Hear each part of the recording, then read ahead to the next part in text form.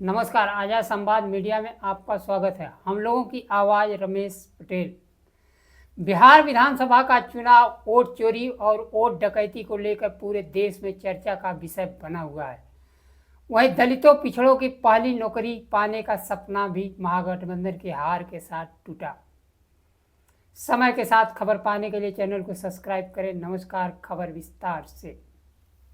बिहार विधानसभा चुनाव में जहां एनडीए की प्रचंड बहुमत से जीत हुई, वही महागठबंधन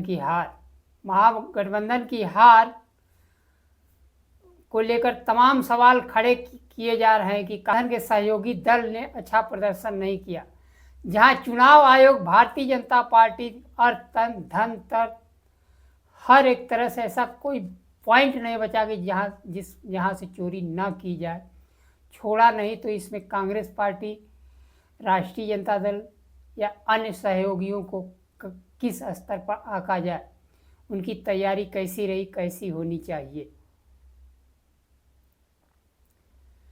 राष्ट्रीय जनता दल के पूर्व प्रदेश अध्यक्ष जगदानंद सिंह ने मीडिया से बातचीत में कहा कि ईवीएम में करीब 25,000 वोट पहले से कैद थे, रखे हुए थे।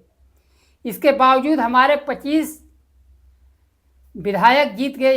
यह सीधे चुनाव के विश्वसनीयता पर सवाल खड़ा करता है।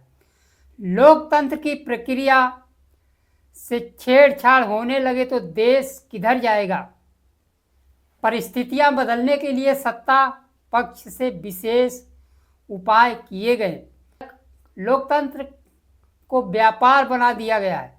पैसे देकर मत खरीद लो।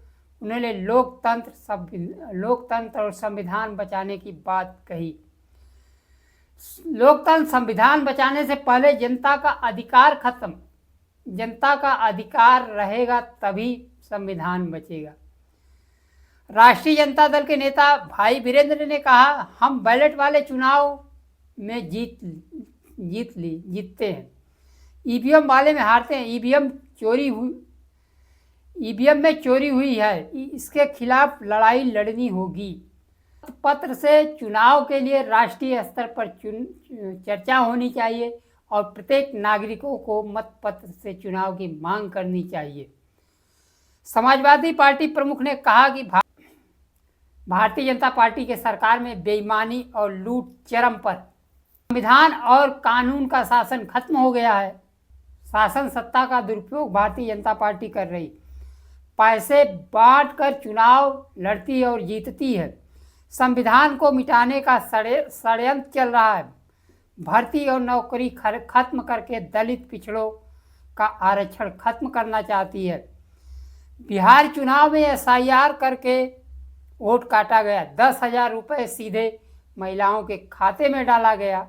स्ट्रांग रूम की रखवाली मतदाताओं पर आ गया।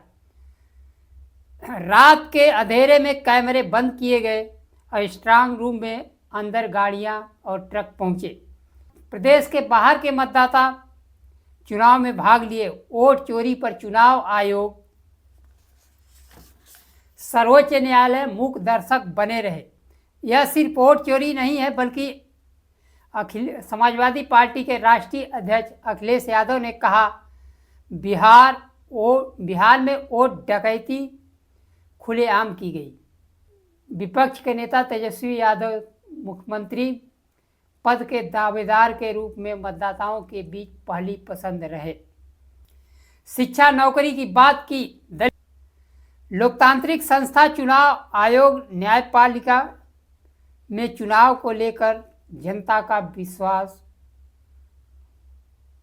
खत्म हो रहा है। चुनाव आयोग लाखों मतदाताओं को देश भर में घूम कर मतदान करने की सुविधा दे रहा है। इससे का सबूत स्वयं देते हैं। दिल्ली में मतदान करते, फिर बिहार में जाकर उंगली दिखाते। अपनी जनता पार्टी के अध्यक्ष स्वामी प्रसाद मौर्य ने कहा, लोकतंत्र से विश्वास उठता जा रहा है। लोकतंत्र की हत्या करने में भारतीय जनता पार्टी और चुनाव आयोग आमादा है। चुनाव प्रक्रिया में ऐसा कोई बिंदु नहीं है जहां से चोरी ना होती। पहले छोटे स्तर के चुनाव में मत खरीद लिए जाते हैं, अब तो राज्य विधानसभा के चुनाव में मत खरीदे जा रहे हैं। कभी वह समय आएगा कि पूरे देश का चुनाव चोरी करने के लिए वोट खरीदे जाएंगे और चुनाव आयोग मूक दर्शक बनकर पैसा बंटने तक अपनी घोषणा स्थगित रखेगा। कांग्रेस पार्टी के नेता राहुल गांधी जहाँ हरियाणा, कर्नाटक, बिहार, महाराष्ट्र हर जगह के चुनाव में वोट चोरी के सबूत दिए, उससे हिली भारतीय जनता पार्टी अब हर चुनाव उससे बढ़ चढ़ कर चोरी करने में लगी हुई है। अब कांग्रेस पार्टी का ऐलान हो चुका है दिल्ली में धरना प्रदर्शन चुनाव आयोग के खिलाफ करने के लिए। अब आम जनता को सड़क पर ही न्याय मिल सकता है। कोर्ट और चुनाव आयोग सरकार से उम्मीदें खत्म हो चुकी है। ईवीएम हटाकर मतपत्र से चुनाव कराने की मांग स्वामी प्रसाद मौर्य तथा बहुजन समाज पार्टी के राष्ट्रीय अध्यक्ष पूर्व मुख्यमंत्री मायावती जी ने की है। स्वामी प्रसाद मौर्य ने कहा कि भारतीय जनता पार्टी के नेताओं को बिहार में दौड़ाया जा रहा था, गांव में घुसने नहीं दिया जा रहा था, फिर भी चुनाव भारतीय जनता पार्टी के पक्ष में, वह भी प्रचंड बहुमत। चुनाव चोरी करके भारतीय जनता पार्टी वाहवाही लूट रही है। अब यही बंगाल में करने की तैयारी है। हटाओ लोकतंत्र बचाओ यार के खिलाफ की मुहिम जनता को लड़नी होगी। आज के लिए बस इतना ही। नमस्कार, जय संविधान।